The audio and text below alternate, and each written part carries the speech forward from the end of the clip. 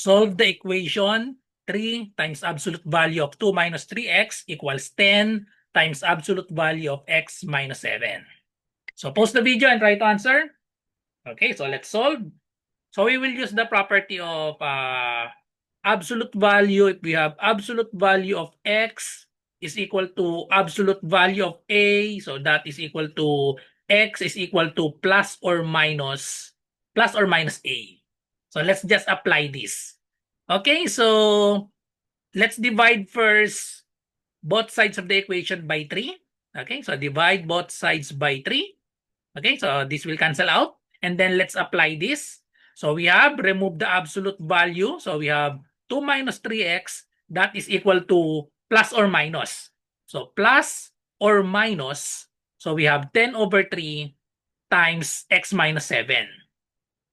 Okay, and then just solve for x. So we have two equations here, one positive and one negative. So we have 2 minus 3x equals 10 over 3 times x minus 7. And then for the other one, we have 2 minus 3x equals negative 10 over 3 times x minus 7. So just solve for x. So multiply both sides of the equation by 3. So multiply both sides of the equation by 3 so that this will cancel out. Also do that in this equation. So multiply both sides of the equation by 3. So that we will cancel the denominator and then distribute. So we have 3 times 2, we have 6.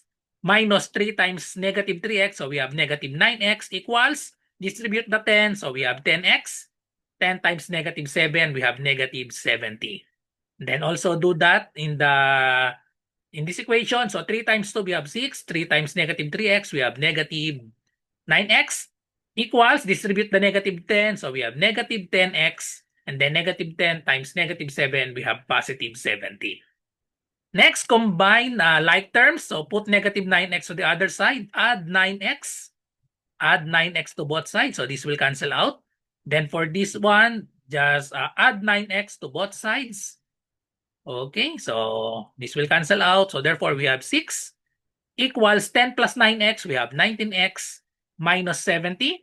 For this one, we have 6 is equal to negative 10x plus 9x. We have negative x plus 70. Okay, so last step. Last step for the right side, for this side. So we have 2 steps here. So combine the 6 and the negative 70 to the left side. So add 70 to both sides.